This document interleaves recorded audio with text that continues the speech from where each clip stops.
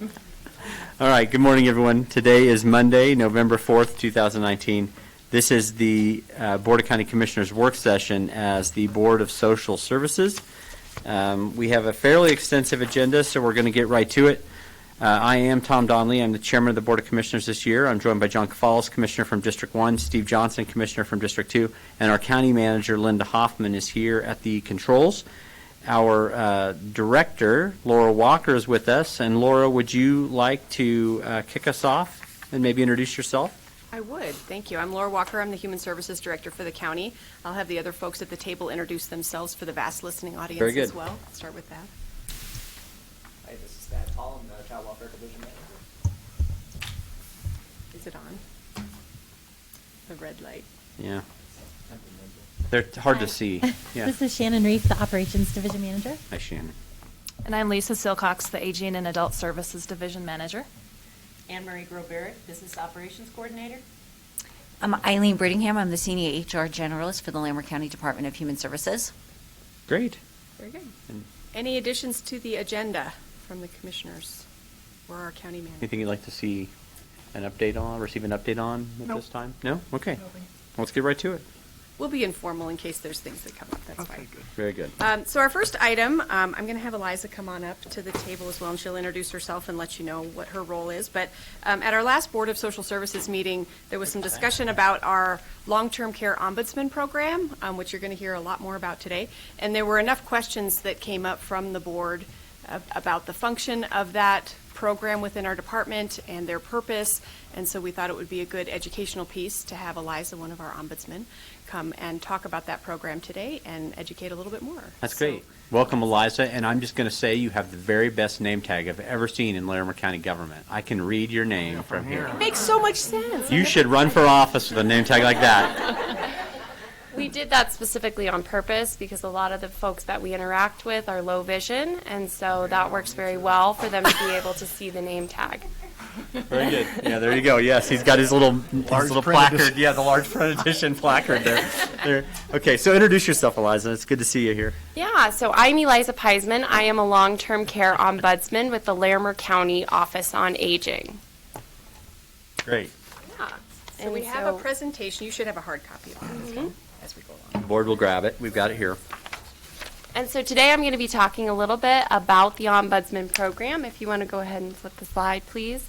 So first of all, what is an ombudsman? It might be a little bit of an unfamiliar term. It's actually a Swedish term, an ombudsman, which means representative or advocate, or more specifically, voice of the people.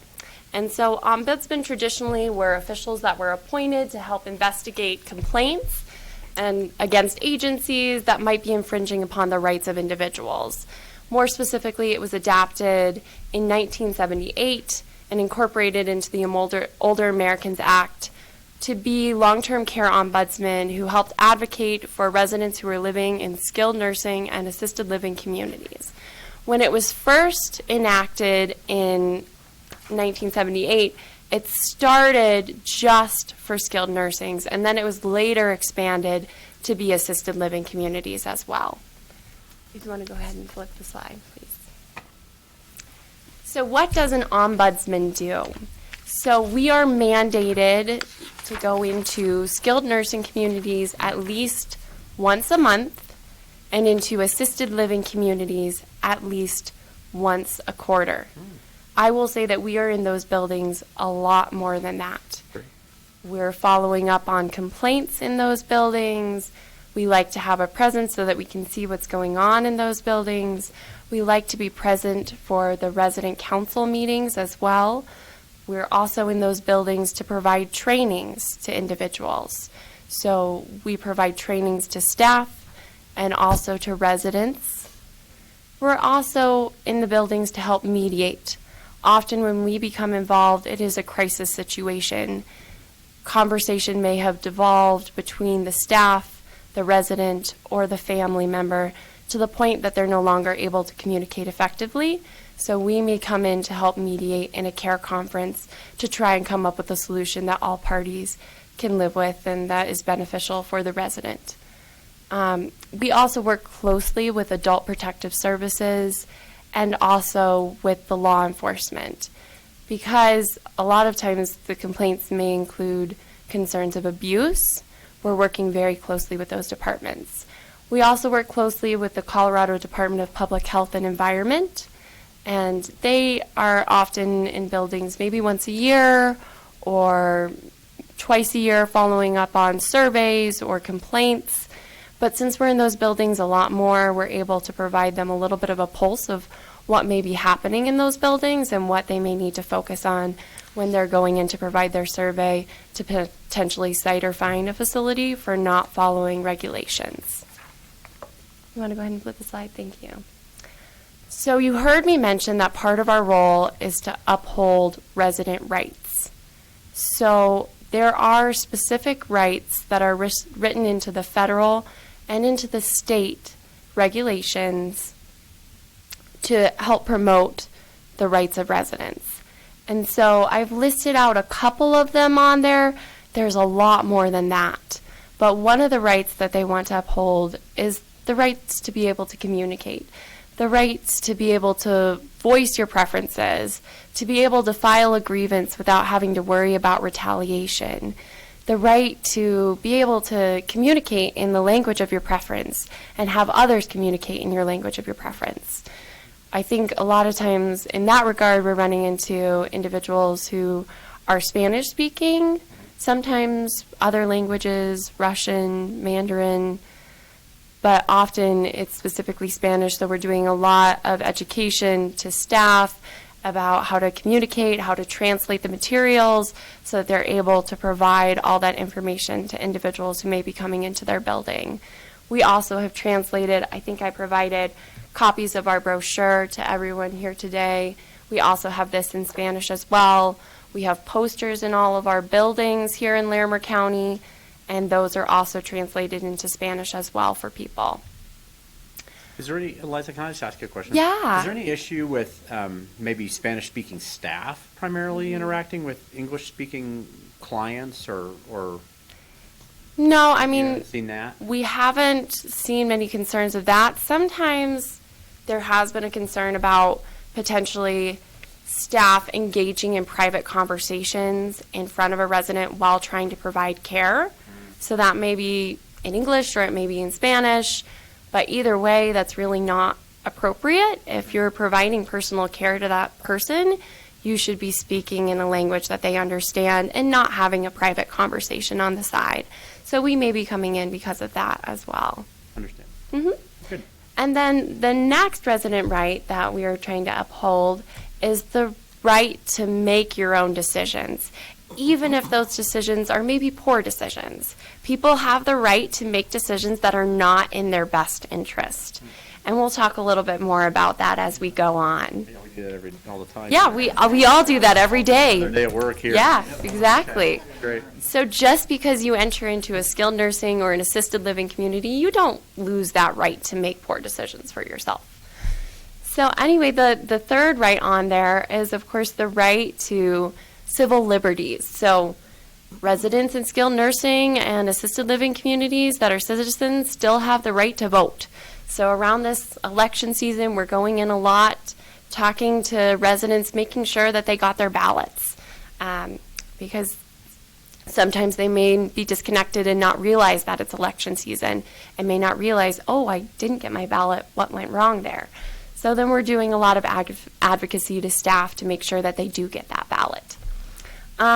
We're also making sure that residents have the opportunity to have a resident council. It's mandated that they have resident councils at least once a month in skilled nursing and at least once a quarter in assisted living communities. So what that really is, it's kind of like a town hall meeting. So residents have the opportunity to express any concerns that they might have, to talk about what's going well in the community, things that might need improvement. And they can do that either with staff present or without staff present. Question.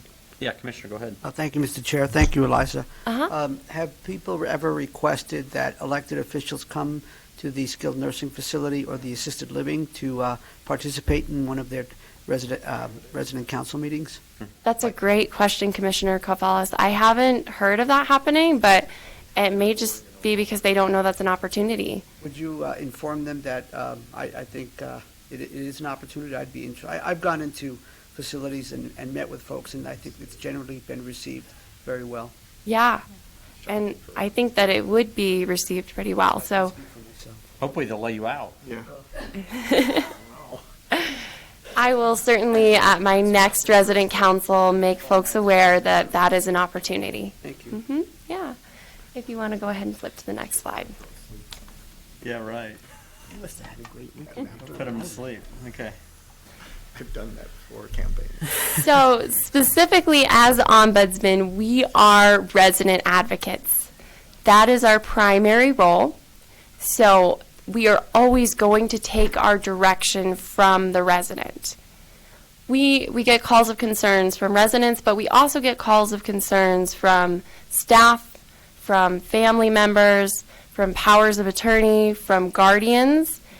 Even with a guardianship in place, the first thing that we're going to do is we're going to meet with that resident and see what they want us to do. They're the person living in that community, and we need to take what they want into account. So with that said, I would say 80% of the time, residents are going to say, yes, that is a concern. I do want you to follow up on it. But some of the time they may say to us, no, I don't want you to do anything. It's either not a concern for me, or I am concerned about retaliation. This person is responsible for my care. They are providing my care on a daily basis. And if I say something, they will know that it was me, and they might change how they're providing my care because of it. So, Eliza, if I may. Yeah.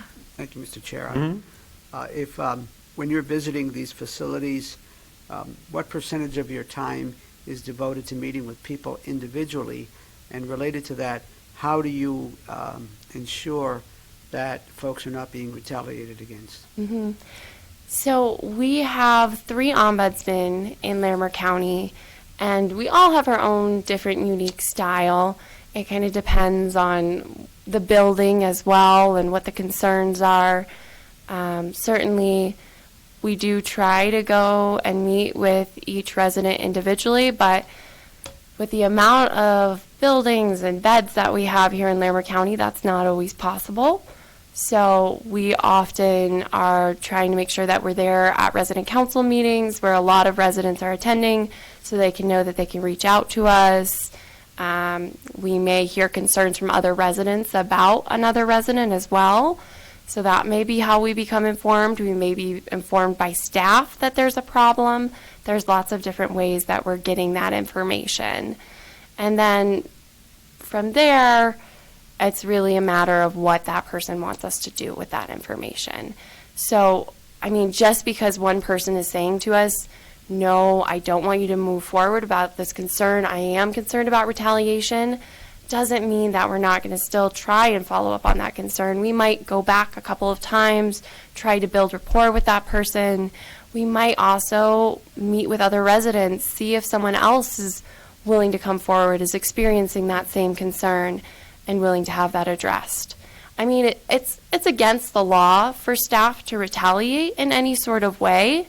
I'm not saying that it doesn't happen. It shouldn't happen. And so certainly if we are seeing forms of retaliation, we're going to respond very quickly in regards to that. So the other piece about this, it's what we talked about a little bit in resident rights, is that we follow expressed interest. So we're following what the resident wants, which may not always be in their best interest. The example I like to give of this is the resident who is a diabetic, and they sit at the dining room table with several other residents who aren't diabetic, and all of those residents are getting chocolate cake with ice cream, and they're diabetic, so staff are giving them a small portion of sugar-free Jell-O. Well, yeah, exactly. Yeah, just because you're in a skilled nursing facility doesn't mean that you don't want chocolate cake with ice cream. So we're going to advocate that that person still has the right to eat chocolate cake with ice cream. Yeah. Also, I mean, another common example is smoking. Because someone has smoked out in the community their whole entire life and they enter into a skilled nursing facility or an assisted living, that doesn't mean that they have to specifically stop smoking. If that's their right to continue to smoke. However, there are some limitations. We're not going to advocate that someone has the right to specifically smoke in their room, because there are residents who are on oxygen, which is incredibly flammable, and that could present a fire safety risk. There are also laws that prohibit that. Yeah, exactly. So there are some limitations to how much we can advocate for what a person wants. But we are going to try in that sort of situation to advocate, can that person go off campus and smoke off campus and then come back? Do you want to flip to the next slide? Thank you. So in addition to following up on complaints, a lot of things that we also do, we have many other additional roles. We sit on several different committees. In order to expand our bandwidth, we also have volunteer ombudsmen. We have one volunteer right now. So what we do is we offer training to that volunteer, help get them certified. We also help put together the Elder Abuse Awareness Day event each year. We sit on the Interagency Scams and Fraud Task Force, the Multidisciplinary DA Task Force. We provide trainings for Project Visibility, which is a sensitivity training for lesbian, gay, bisexual, and transgender individuals so that they feel comfortable in skilled nursing and assisted living communities. We provide that training to staff, and we also provide that training to residents as well. We also sit on a culture change committee, and they're working on several different projects right now, including a honoring meaningful death project. So a lot of times when someone passes away who's been in a skilled nursing or an assisted living community, they have developed relationships with the other people in that community. They often are living in close quarters. They might have a roommate. That person can become a very close friend to them. And so when they pass away, that is a loss, and they are grieving that loss. And the thought process has always kind of been, oh, let's not tell anyone that this person's passed away. We don't want to upset anyone. But that's a loss, and people need the opportunity to grieve. So we're doing a lot of work around honoring someone's passing, and what can we do to give people in those communities a chance to talk about the resident that's been lost and what that person meant to them. We also are doing another project too called the Peer Program. So this is a program that it's only in one other state in Pennsylvania, and the program provides training similar to the training that ombudsmen get in advocacy and mediation, but it provides that training to residents living in the community. So it gives residents the tools to be able to self-resolve concerns that might be coming up. So And- the next couple slides are going to be statistics about the volume and how critical the capacity problem is that we run up against. But I want to make sure that we have time in the presentation for a case example. So I'm going to have Eliza go quickly through the two statistical slides to make sure that we have time for the case example of how, in real life, this service can actually intervene for somebody who's having difficulty. Great. So maybe if we can go quickly through the next Yeah. two, then we'll make sure we have time for that case example. Yeah, so this is really just showing the amount of beds that we specifically have in Larimer County. So including assisted living and skilled nursing, there's a total of 2,918 beds. So that's a lot of folks, and that's a lot of concerns that we're trying to follow up on. If you want to flip over to the next slide. So this is just a breakdown of our statistics between last year, 2018, and fiscal year 2019. And so you'll see that there's been a very large increase in the amount of volume of our work. You'll see that cases are going up. There was over 383 cases, and within that, there were over 868 complaints that we were following up on. We're also doing more education. That's partially because there are new assisted living regulations, and so we're trying to make sure that the assisted livings are getting ready for those new regulations that are coming out. We're trying to be more present at resident councils. Part of the increase is because there is one more ombudsman. In this last year, we added me as an additional ombudsman, so we now have 3. So that's part of why our workload has increased, but it's also just that people are more aware of us, they're calling us more, and there's just more buildings, more beds, more people who are in skilled nursing and assisted living care, and the acuity of care is increasing as well in these settings. Okay, so I was just going to share with you just one example. Anytime someone is issued an involuntary discharge notice from one of these facilities, we also are required to get a copy of that. So anytime someone is being asked to leave a facility, for whatever the reason is, we are trying to help advocate for that individual. We're letting them know about their appeal rights. And a lot of times, some of these discharges are not always for the most sound reasons. For one instance, we had 2 residents that were continuing to fight in a community, and so they were issuing a discharge notice to one of the residents because of that physical piece. And as we went in and tried to explore what was going on, we found out the reason that these 2 residents were fighting was because they were colliding in the hallway. And they were colliding in the hallway because one of these residents was partially paralyzed, and so they were only able to ambulate in the hallway backwards. So they were self-propelling themselves backwards through the hallway, weren't able to see where they were going, and were crashing into this other resident who was upset that someone was crashing into them. And so we advocated that that person be provided an electric scooter so they could propel forward, and then this instance was no longer occurring, and the discharge was rescinded. So that's just kind of an example of what we're doing on a daily basis to try and impact change. Thank you. That's just So, the beauty of this function, and I think it came through in the presentation too, but that we've got all these other entities that are responsible at the end of the day for criminal activity, for safety, for licensing, regulatory in that way. So CDPHE and law enforcement and our own adult protection team have a very different mission than this group. And so it's really nice, especially in our community where our partners really work well together, which does not happen in every part of the state, where the APS and the law enforcement and the ombudsman function are working well together. But it does work well here, and it's really to the credit of everybody involved to be willing to come to the table and say, my mission and your mission today are hitting each other up against, they're colliding in the hallway, as we just heard in that example. But it really does get worked out, and so the line staff that are directly serving people, our management staff, Linda Myers behind me, our program manager for the Office on Aging, but working together, and Lisa with her team on APS and making sure everybody's on the same page is really helpful. So, yes, I have a few questions. if your chair says you can Yeah, speak. go ahead, John.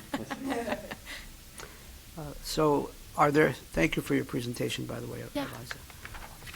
Are there ways for people to file complaints electronically, or perhaps the old-fashioned way with a note or a letter, and also related to that, to be able to do so anonymously, if that's what they choose? That's my first question. Or two Yeah. questions. So in terms of filing complaints anonymously, we'll often get blocked phone calls where people don't want to provide their name or their phone number, and we'll still follow up on those concerns. We can also get emails as well. Someone can write us a letter. We don't often see the written letter, but that is something that can be done as well. And anytime we are following up on a concern, we are not revealing the source of that concern. So we are never revealing the name of the individual who has called in the concern. Have you considered perhaps formalizing the online complaint process like we do with code compliance, where there's an actual, I don't know if it's good or bad, a form that might make it easier for folks to file a complaint? Yeah, I think that's a great idea. That we do take some of our direction from the state, so that'd probably be something we need to talk with the state about. But it's a great idea. Well, thank you. And then my last two questions are, do you get complaints about transportation services if people are relying on transportation providers in the community to get to either a medical appointment or perhaps a non-medical appointment? Do you often get complaints about how the service is provided? Thank you, Commissioner Cavalas. We are getting calls about that. I specifically haven't gotten one of those calls, but I know both of my coworkers have. And when those concerns are coming up, we certainly are notifying our program manager, Linda Meyer, and I know those are being passed along accordingly. Thank you. My last question, if I may, Uh-huh. and that is, you also visit the smaller assisted living facilities that are in homes that I think serve 8 or less people. I forget what they're called.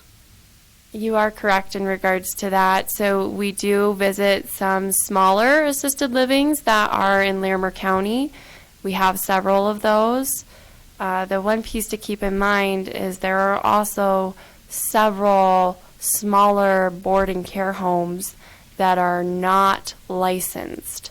And so if a building is not a licensed assisted living, that is not an area that we cover. We only cover skilled nursing and assisted living communities that are licensed in the state of Colorado. Thank you. That's all, sir. Very good. Questions? Very thorough, Eliza. Thank you for your time. Good to meet you. Good to meet all of you as well. Thank you so much for. By the way, is your dad Joe? Yes, my father is Joseph Feisman. Yeah. Yep. Okay. Thank you. Great. Good to see you. So I didn't do this intentionally, but keeping with the theme of seniors in our community, I guess. First of all, I want to thank the board for the many years that you've provided 100% general fund funding for our senior tax work-off program. Yep. It is allowed by statute for a county to offer this program, but not required by statute to offer this program. So I think it's a real testament to good use of our public funds for the benefit of some of the most vulnerable folks who many times don't fall quite into the bucket of meeting eligibility for a lot of the other public assistance programs, but for the purpose of working off their tax burden for their property that they own.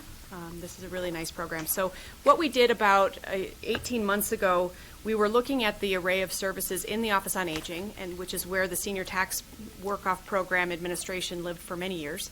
And we started looking at the fact that this was sort of an other duties as assigned commitment that we were having them make. So we were having program staff whose main areas of expertise are in things like caregiver support and gerontological issues and advocacy, as in the case of our ombudsman, or other kinds of programmatic management, and realized that asking them to be HR specialists for just a small portion of their time for each year was maybe not the best use of our capacities. And so we made the decision to move the program's administration to our senior HR generalist, and Eileen Brittingham is here to give you an update of how that transition has gone and kind of a status of where we are with serving the seniors that are eligible for this program. So I'm going to let her take it from here. Great. Thank you so much. I appreciate having the opportunity to talk to you guys about this program. It's been really fun for me to take this on this year.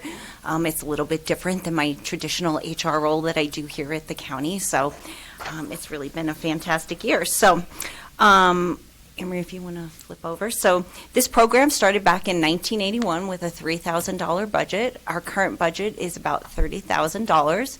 Participants in this program have the opportunity to work off $400 of their Larimer County portion of their property tax. So this is only that Larimer County portion. So ever since I've been here, it's been 400.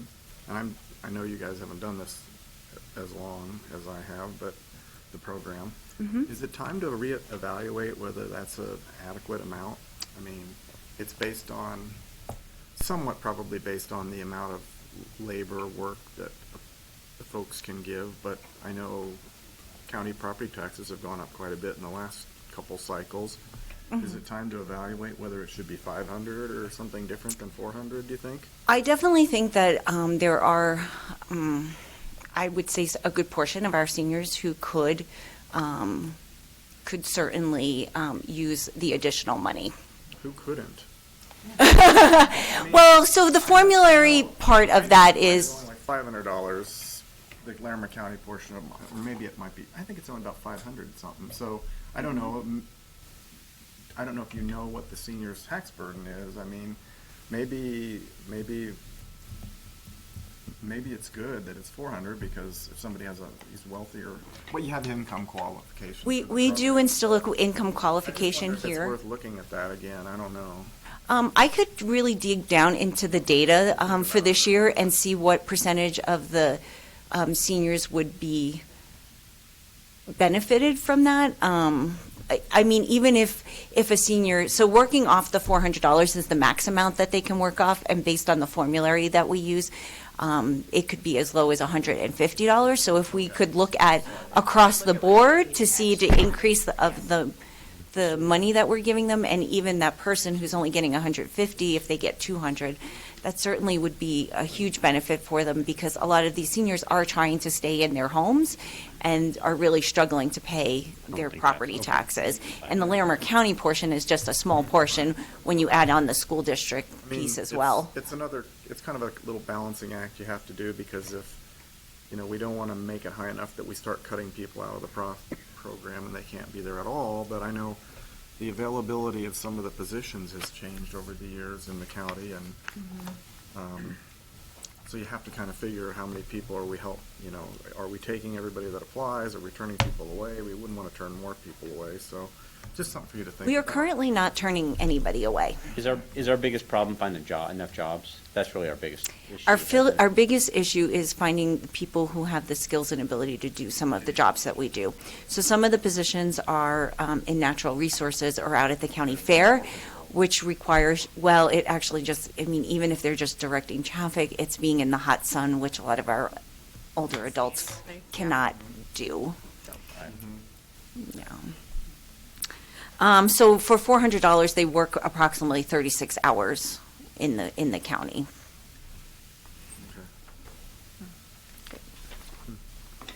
So these are the eligibility requirements. It's 60 years of age, must own and reside on the property here in Larimer County, and we do have the 200% of the federal poverty level for our seniors. This year, we continue to process applications as has been done with the Office on Aging in the prior years, which meant having each of the seniors come in, do an application, have an interview. I am looking to make that more efficient. This year, I started an online application. I'm also looking at many of the seniors that come into this program have been doing this program for many, many years, and it's coming to a point where I'm not really sure it's in their best interest, in our best interest, to have them actually physically come in. So we're looking at how do we create efficiencies in this program? How do we look at these processes, and how can we potentially make it easier both on me and my workload as well as the seniors? The seniors provided 2,446 hours of work to the community, to Larimer County, and we had 15 departments that profited. And That's more than in prior years. I know it's gone up and down over the years, but 15 We is on actually the had higher some end for unique the number of positions. We unique- were actually able to fill some unique positions. The sheriff's office was looking for someone to assist them with photography, to help them take pictures at some of their events. And I actually had a gentleman come in who's a professional photographer. So I was able to place him. That was one of my better placements this year. Just a very unique niche that I was able to do. But we had a couple of situations like that where people were able to, we had some unique situations we were able to fill. Turn to your right. There you go.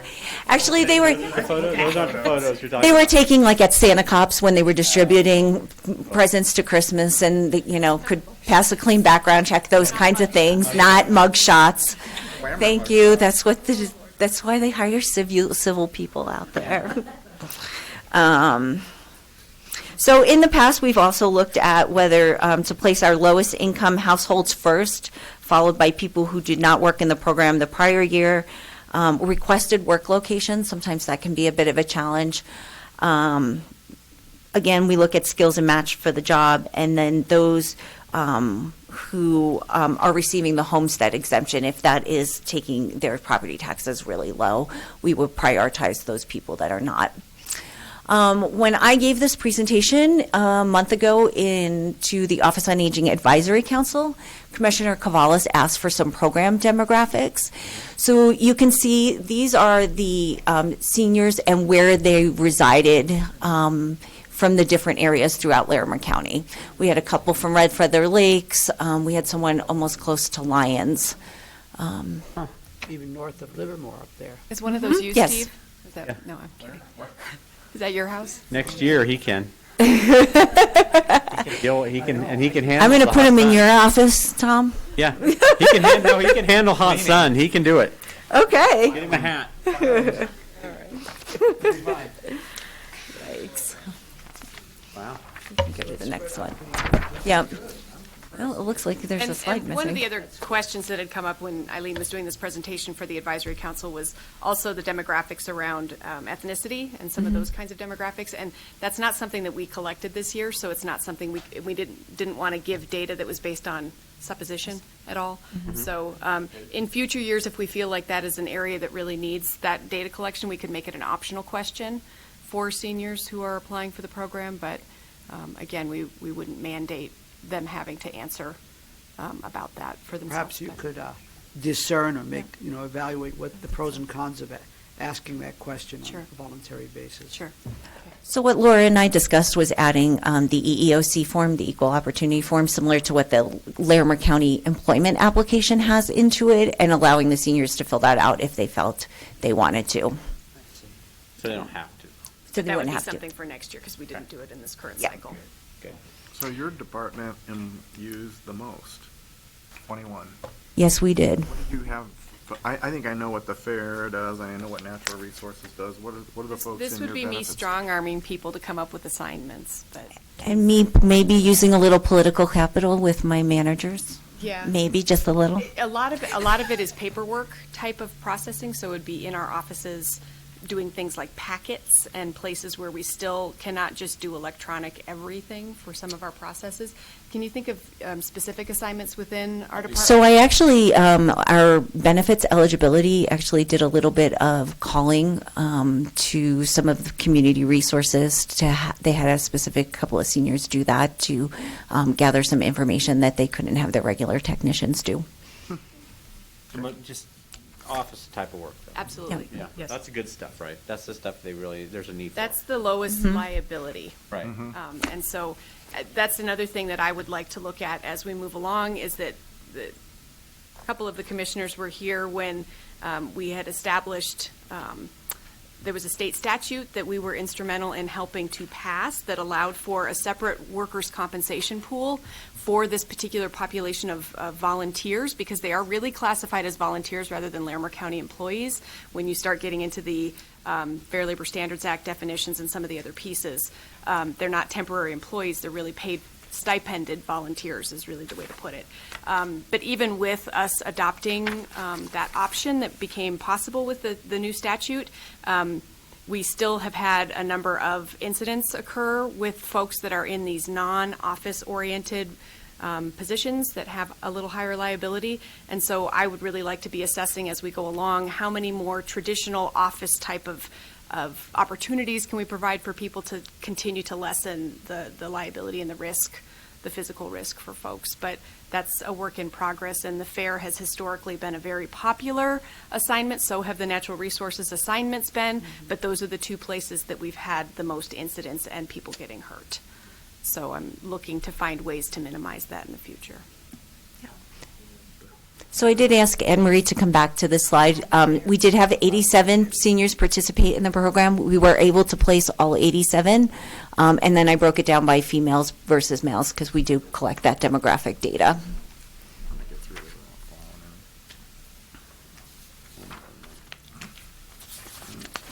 These are the breakdowns of the number of seniors placed in each of the departments, as well as the hours, the cumulative hours that they serve for those departments. The next two slides really just go over some kudos, both from our county departments on the participants and how they help them out. And then the next slide are some comments and some kudos from our senior staff on just thankful for the program and everything that you guys do and by allowing this program to happen. That's nice. Her grandchildren were proud of her. Wish my mom would say that. Wow. So, our goals again for next year and our objective moving forward is to continue to reach out to more seniors in need of assistance and see what we can do to help them. To continue to look at efficiencies with the online applications and having the seniors potentially just update their application information instead of having to come in and do a full application, since it really doesn't change much from year to year. And then working with our departments to think outside the box and think of what kind of assignments they can provide outside of the general fare and natural resources. Great. Any other questions? Very good. No. Thank you. It's a wonderful program. We're really excited. Yeah, You're doing great work with it, Thank too, you. Eileen. Thanks so much. I appreciate it. Very good. So now more good news for us. Oh. We heard this morning that we got the census grant, that our Deputy Director, Heather O'Hare, was instrumental in helping write that grant, along with partners from other municipalities and Michelle Bird from your office. So that was $103,000 towards the census grant. But this is Yeah, an even right. bigger grant that's specific. Oh, yes. So our Economic and Workforce Development Department Director was at SLC this morning, and he let the folks know that this national statistics around the number of dollars, federally speaking, that come to a community for each person that is counted in your census, the national figure is $1,800 per person for a year. And at the local level, we've figured out it's about $1,300. So every one person that we can add to our census numbers really does make a huge difference. It starts to exponentialize when you get more of those folks reached. So Thad, talk about the other grant that we got that's even more So impressive. you can go ahead and flip to the first slide, Emery. So we just wanted to share, and I'll go through this relatively quickly, but happy to answer questions as we go or afterwards if needed. But we received a federal grant through the ACF, which is the Administration for Children and Families. It's basically the Fed office for child welfare, for lack of a better term. And so we just wanted to bring the good news to you. As Laura mentioned, it is a $550,000 grant. There was only 9 awarded nationally, and we are one of the 9. Remember? Wow. So a bit of pride, and there's a couple other instances of other folks that I know have some. So for example, the 7-county consortium in Colorado, who had hired a professional grant writer, also applied for the same grant and was unable to achieve and get it. And also, But I try not to gloat when I see my partners at statewide meetings. as well as some other folks that I know are skilled and have gotten a lot of federal grants in the past, also applied in other locations and did not receive this. So it was one of those that really, a lot of kudos to the folks that did a lot of the work. So it's Catherine Weaver, Judy Rodriguez, and Anthony Silverman. Anthony Silverman is our Foster America Fellow that we brought in from Foster America, that was kind of a point person to help work on this prevention. So he helped do a lot of community organization, and it was Catherine's skill in writing, which I think really put us over the top.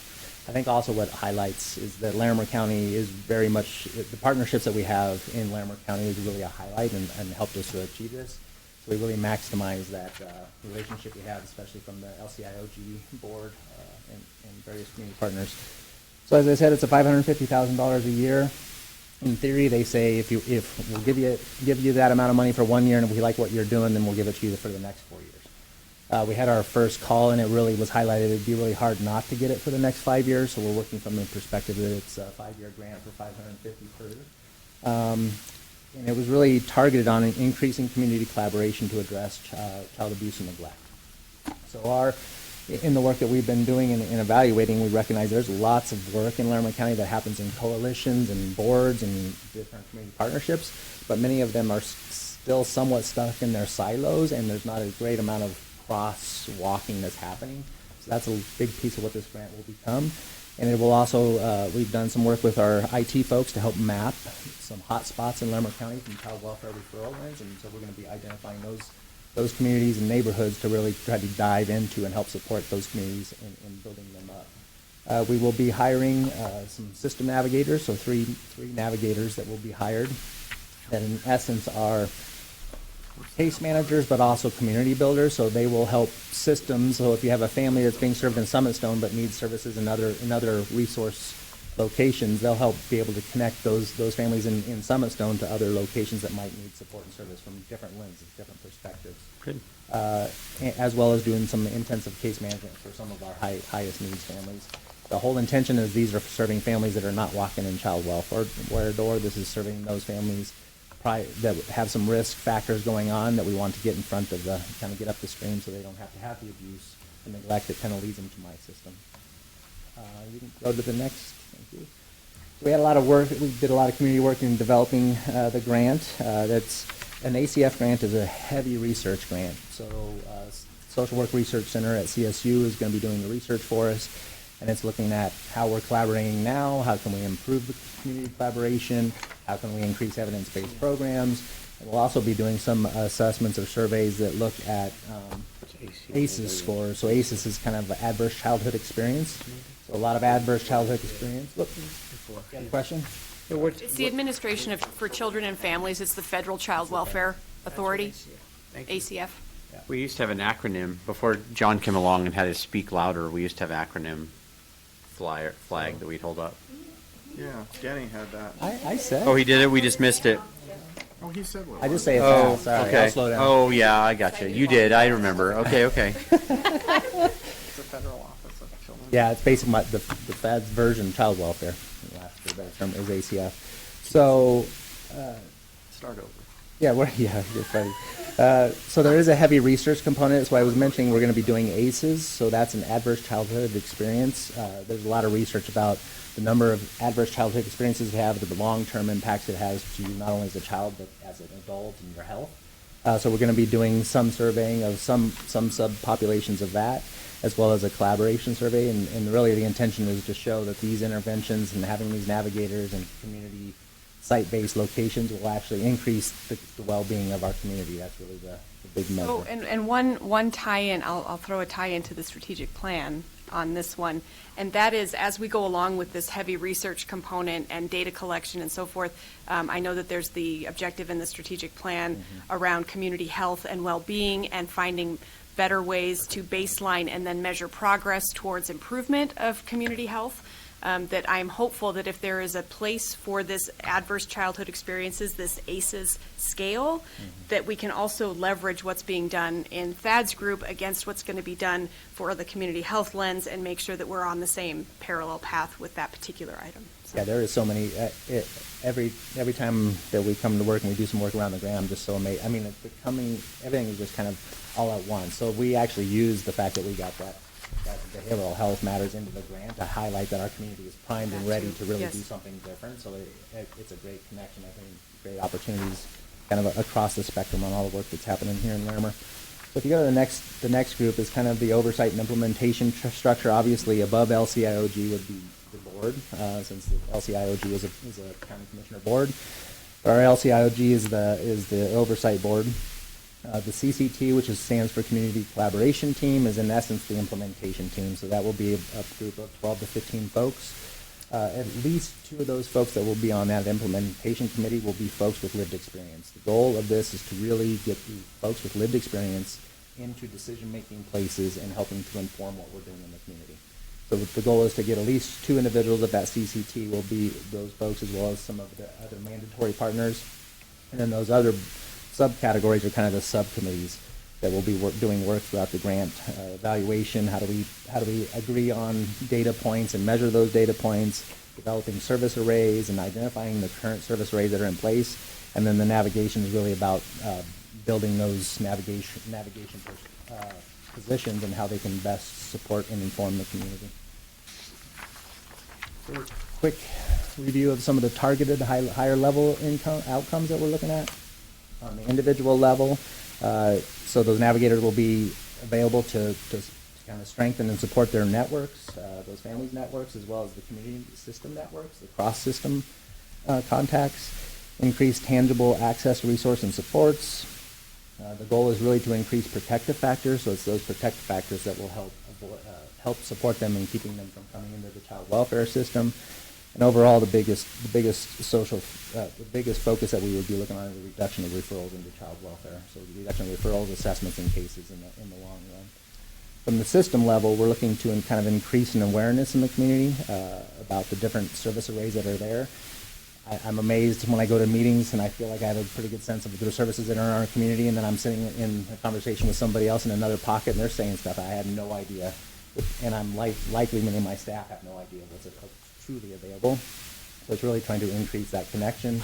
Hopeful to develop some shared protocols and data, data tracking and data systems across the different partner agencies. Increase number and access to evidence-based programs. As you know, Families First is very focused on having evidence-based practices in the community, so this will help kind of reinforce the Families First work that is coming our way. Hope to increase the number of individuals. That fourth bullet down on the right side is number of individuals with lived experience on boards. We have that in LCIOG. We have a youth advocate and a family advocate that have lived experience, but it's really finding more opportunities for those types of folks to kind of inform the decisions that are made in the community and in our county. And then obviously the return on investment is investing on the front end. What does that mean in the long-term savings, cost savings from a child welfare intervention perspective? Any questions? Any questions for Thad? So these will be actual metrics that you'll be able to report to the board in the future? Yes. So starting in November, we're going to do our first collaboration survey, which is with our LCIOG board, to kind of get a sense of what collaboration looks like.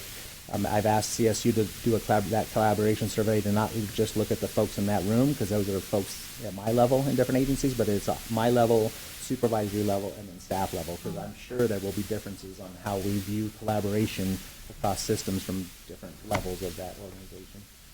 Another thing I forgot to highlight is Representative Nagoose sent us a nice letter once we received this. I didn't know if you guys had received that. Yeah, we did see that, I think, didn't we?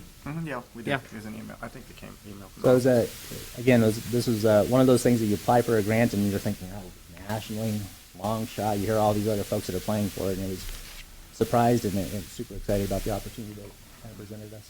Are the navigators going to be county folks, or are you going to contract out with people to do that? Going to be county folks to start, and then figure out what happens in the long term.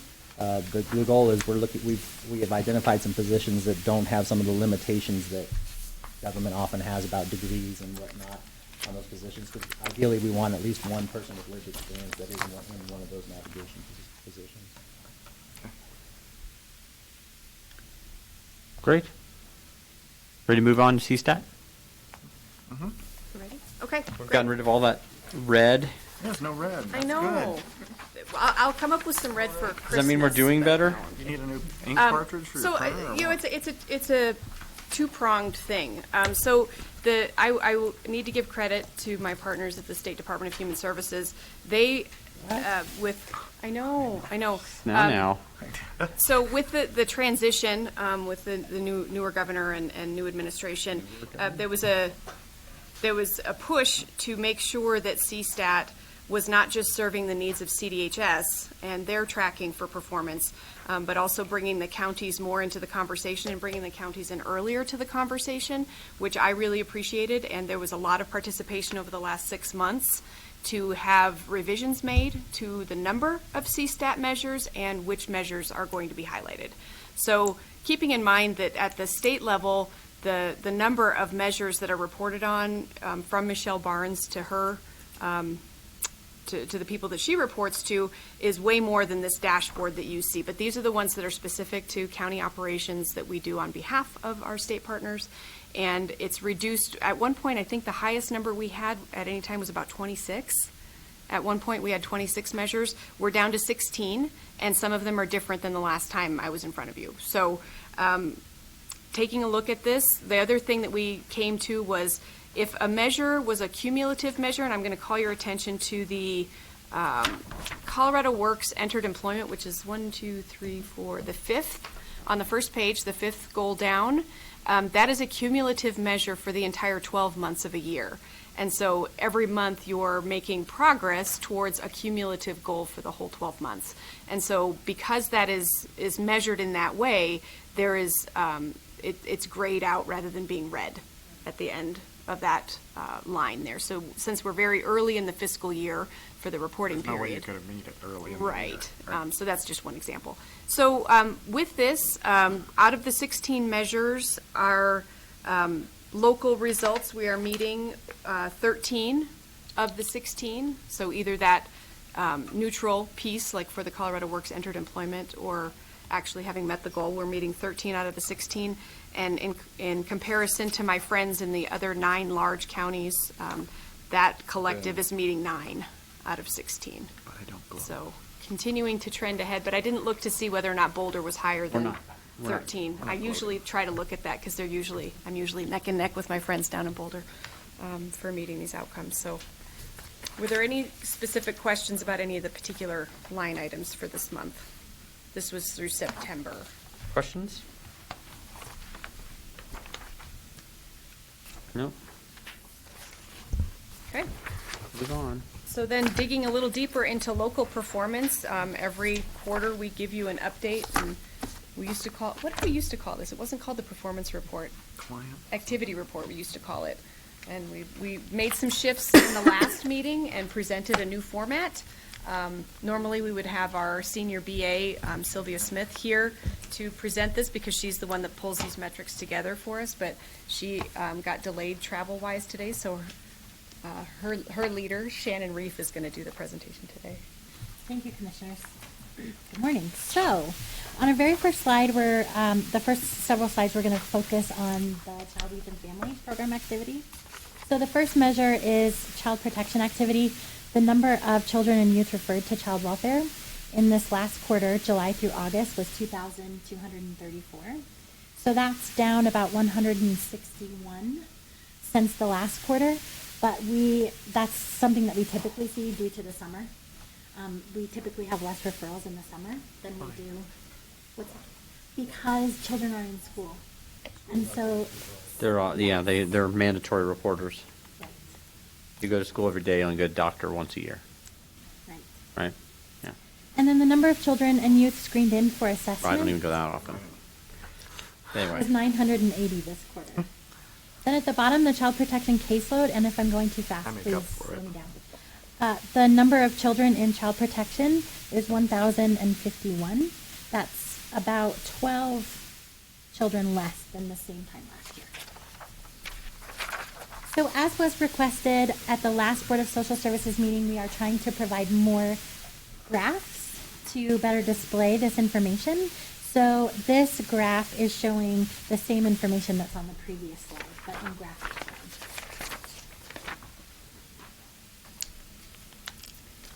The next slide focuses on child protection placements. So what this slide is showing us is at the end of the month, how many children were in each of these placement groups. To include children in congregate care, children in a family-like setting, independent living arrangements, runaway and walkaway, and other. So you can see from this slide, for those of you listening in, the highest number of children in placement are in a family-like setting. What's an example of an independent living arrangement? Youth who are in an independent living arrangement oftentimes are renting, quote unquote, a room from a parent who lives in another house. Or they can be their own apartments. It's very rare that we have kids in our own apartments, and Yeah. these are generally for kids that are after the age of 18. But in essence, there's a funding source that makes us able to pay for some rent support for those kids who are kind of living on their own. So oftentimes it ends up they're renting a room within a home of another community member, and so it's basically like it's a rent of a room. And that can be done if the person is under 18? It can be, but generally it's our older kids. And there are forms and legal processes that we need to go through to identify those children as that. We can't just take, say, a 17-year-old at random from our caseload and offer them this kind of situation. There are processes for establishing their independence that have to be documented. Yeah, more often than not, we find places of people that they know in the community, teachers, whatever else, that may not want to go through the process of being certified, but they have a room available. And so then we have a trusted environment that allows the youth to live in their room while they're kind of learning those independent living skills. Without being a foster parent, per se. Quote unquote foster Right. parent, even though these kids are in our custody. And what does the, if I may, what does the runaway walkaway. Please explain that. What does that mean? It is a youth that we do not know where they're located at that point, at the point in time of this report. So at the end of the month is when this report. So on that last day of that month, was it our child that was on the run from their placement and unknown? Like basically. foster care or something? Yeah, exactly. So this chart only represents those kids that are in our custody. We have about 175 kids that are not showing up on this chart that are actually in a kinship home, but that the kinship provider has custody. We do not have custody. So why have our congregate care placements gone up so much? It looks like they're creeping up again. Yep. They are moving up. Part of that is we've had an influx of, lack of a better term, kids that are getting stuck in the hospitalization. So these are kids, oftentimes what's happening is we have kids that are maintained and they're having some psychiatric incident that bumps them into a hospital, and then we're struggling finding other locations that are willing to take them down. So some of that congregate care increase is actually in a hospital setting, like a psychiatric residential treatment hospital center. setting. So in the world of the feds, that is a congregate care placement, even if it's not a placement that was facilitated by us. We're hopeful, we're looking forward to the opportunities that the behavioral health measure will help support youth as well in our community, because we are seeing a pretty significant increase of pretty significant mental health issues for some of the kids that we're serving, and that's kind of playing itself out across various settings that we're serving. Where are those facilities? Denver, generally. We have Mountain Crest is the only one local, but in Short term, right? Yeah, and Mountain Crest is, one of the preferred locations, honestly, from across the state, so they get filled with a lot of kids that aren't our kids, oftentimes. Yeah, we're talking about 17, 18, 19, right around there. And that's counting residential, that's counting group home, that's counting group center, that's counting hospital. That's all incorporated in the congregate care. Once the state decides to go forward in Families First, there will no longer be group home and group centers, so there will be some adjustment that will have to be made at that point.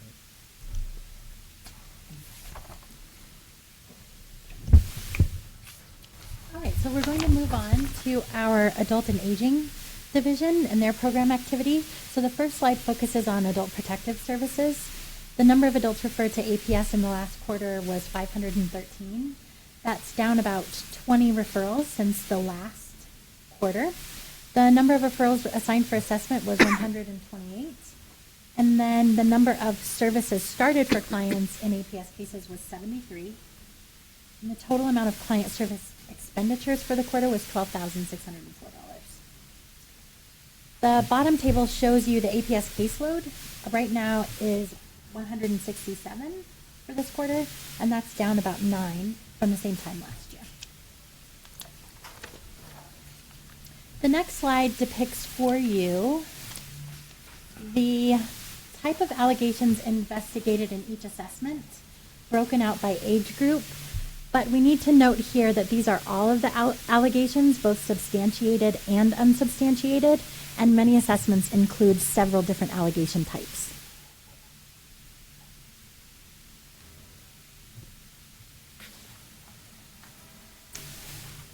All right, the next slide is specific to Office on Aging. The number of visits to long-term care facilities in the last quarter was 404. That was up by 31 from last quarter. The total amount of respite care grants provided to family caregivers was $9,221.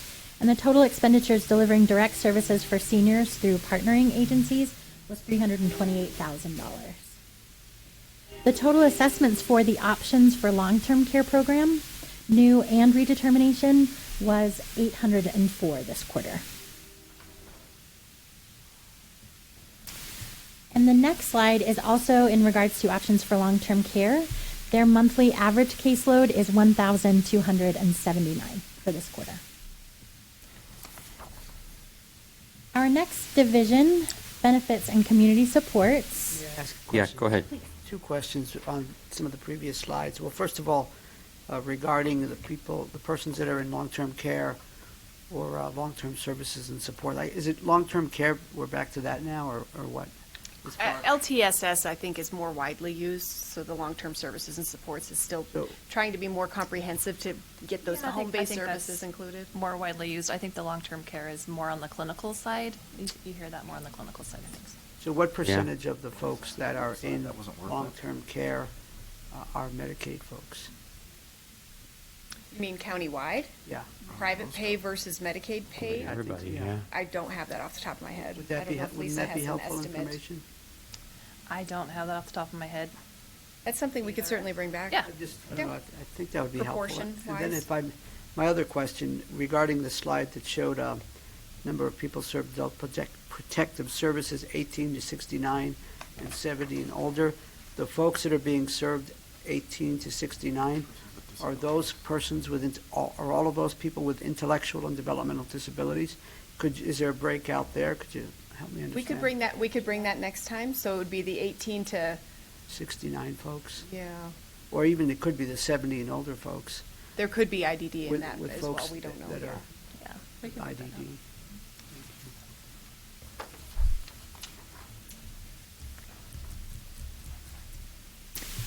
Okay, the next slide is specific to benefits and community support program activity. The first chart shows you, or discusses the total benefits issued for food assistance, and that was $7,751,000. That's down about $88,000 from last quarter. For TANF, the total benefits issued this quarter were $1,005,000, and that's down $31,000 from last quarter. The next slide is specific to the Child Care Assistance Program. The number of applications received in this quarter was 129.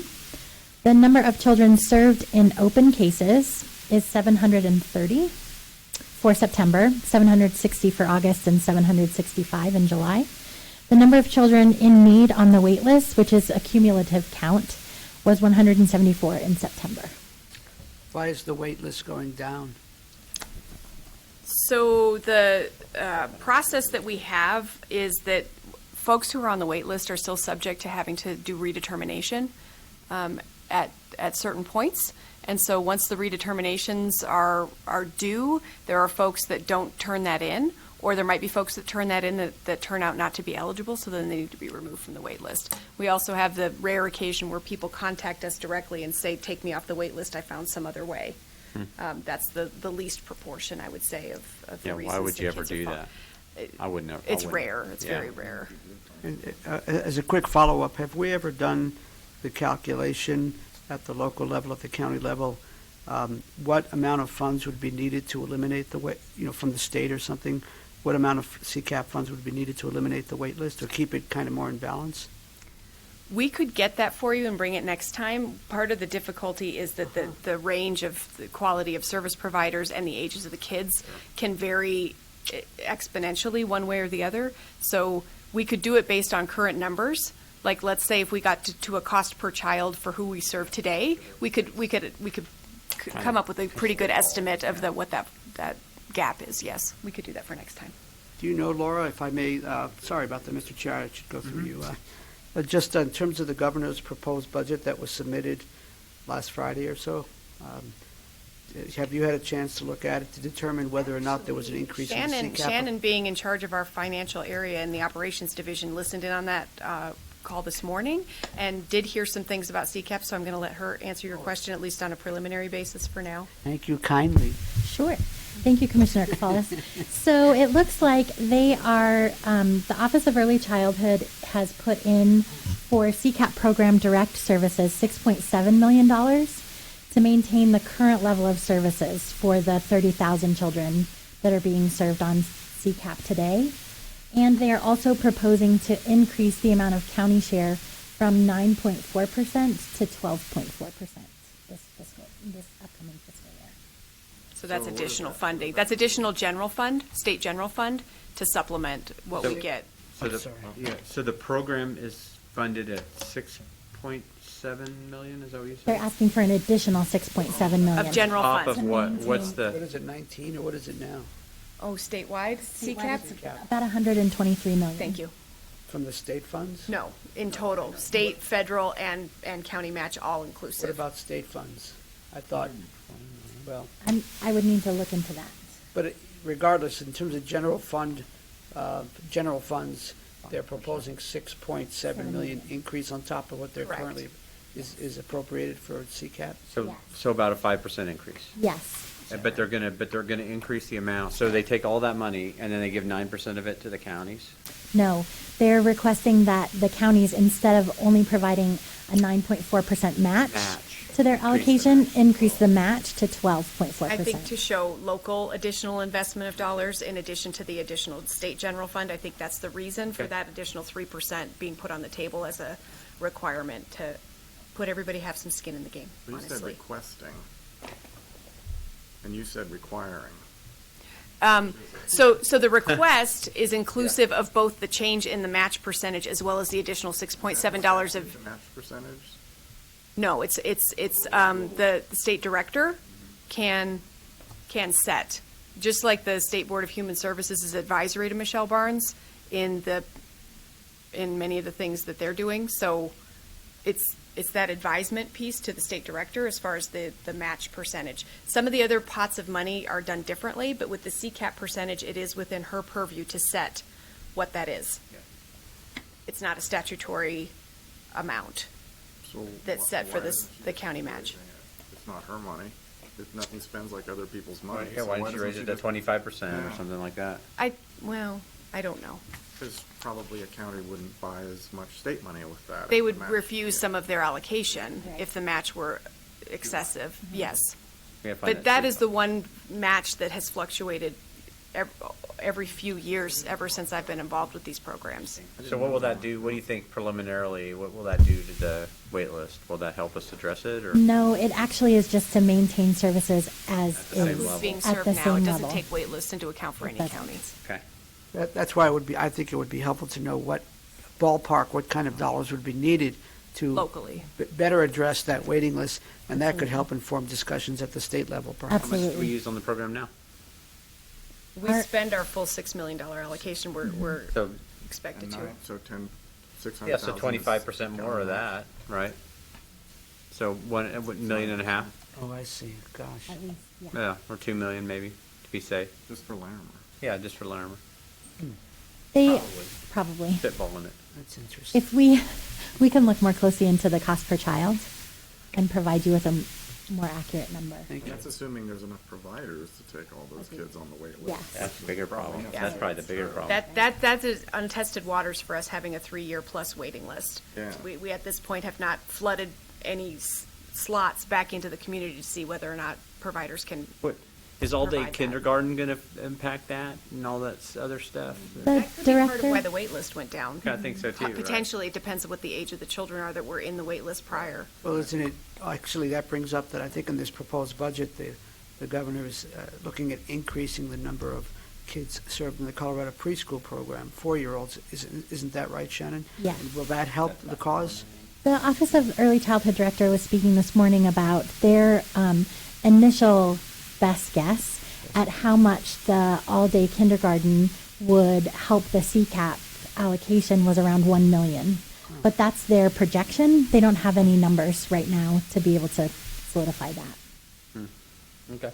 So the other infusion of funds that they're looking to, or they have proposed, is 1.5 million from the redirect intrastate redistribution. So they had held back 1.5 million for those families that would transfer from county to county, and then those counties having to then assume the responsibility, the fiscal responsibility for those families. They have not used any of that 1.5 million that they set aside, so they're asking for that 1.5 million to be added to the total allocation statewide to be redistributed. Okay. Was there any discussion of the state using the Colorado's allowable transfer percentages for its TANF, isn't it? That the state made a large transfer and used up a lot of the county's ability to make transfers. Was there any, have you have any updates on that? It probably didn't come out of the budget discussion, but. No, and at last count, we were pretty far from both of the caps, the one for child care assistance and the one for child welfare. So statewide, we weren't getting anywhere near to the 10% cap that they have for CCAP and the 30% cap for child welfare, at least at the last closeout. Yes, and they made the decision to actually, at the state level, do much more charging direct to TANF of child welfare expenditures. so Okay, that. would reduce the transfer rate. Exactly, so Okay. that it would reduce the transfer, and they believe that that's going to significantly reduce it, so that at the end of the year, counties will be able to transfer as much as they need. Okay. So at the bottom of that slide for child support, the amount collected in the last quarter was, sorry? I just want to tell you one thing. I don't mind Commissioner Johnson being embarrassed frequently, but he does have to be at the trailhead for Meatloaf Monday at noon. Excellent. So you- We're going to you'll get him either- there. We're We gonna either get have him to there. probably stop here Anybody in wants to join me? 9 minutes, or he'll have to excuse himself. So if he gets up and leaves, you know why. He's got to go eat meatloaf with the It takes me people. a while to get Understood. over there. Excellent. There you go. Okay. It's slowly Okay, going. I will make this these last couple of slides speedy. All right, good. So Yeah. for benefits and community supports, the benefit programs for the monthly average caseload, there's been no significant change over the last quarter. And then the final slide was information on the operations division specific to program integrity and the recovery unit, as well as the number of appeals that we've received over the last quarter. Wow. What happened to the complaints slide that we used to get? Did we decide we didn't want that anymore, or what? I actually wasn't here for the meeting where the new format was proposed and accepted. I think we did decide that. That it wasn't valuable information? I think because the low Because we- volume, yeah, the low so volume. Yes. Yeah. you can just trust us if the volume increases, we'll bring it back to you as an Okay. agenda item. Very good. Be careful what you wish for. All right. So anything else from the commissioners, anything for our next meeting to make sure we have on the radar? Yeah, other business that you might have thought about while we were having this in the process here? No? Any suggested agenda items for the next meeting? Or will we trust them to bring the items? Okay. It would be helpful to get some of the CCAP information sooner than the next meeting. Okay. We will do Did that. CSU get approved to do, accredited to do Medicaid reimbursement? Thad would know more than I would, because that was through the C-Track was the biggest. Yes, area for that. the RAY, which is the Regional Accountability Entity, which is in essence the Medicaid insurance company for our region, did approve a bundled rate, so they're getting some portion that is covered. They did limit the number that they could bill until they could get a good sense on what the true cost impact was on the RAY side.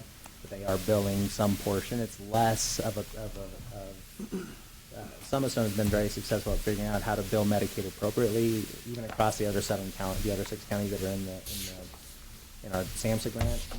Our Summit Stone, our local mental health, is really the leader in finding ways to bill Medicaid for those trauma assessments better than anybody else. And I also had heard that they had found a way to get into the rate structure that's closer to what Metro Denver gets, and that's a significant change. Our friends that we're about to go visit over in Weld County this afternoon are left with the prior rate that we had, but apparently the area that Summit Stone serves is now in a different rate structure, at least for their behavioral health services through Medicaid, So we, which is a significant improvement for their operations. had Joyce McConnell, the new president of CSU, here last week, and she was very interested in the child welfare, trauma-informed care Yeah, she was. assessments that CSU's Good.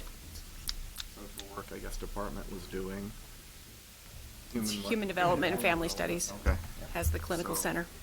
I don't think she'd had a chance to visit them, but I don't know if you have any ideas to how to let her know what's going on in that area. She was very interested in it. Yeah, we could reach out to, so Lisa Youngblood. Youngblade, Youngblood. Youngblood, I believe. She's actually been promoted to the dean of that whole college, so she was instrumental in helping us achieve the grant, so we can reach out. So to what her. we can do is we can Let her offer, know. we can offer to have a meeting jointly so Yeah, that she let her can know. hear from our system side as well.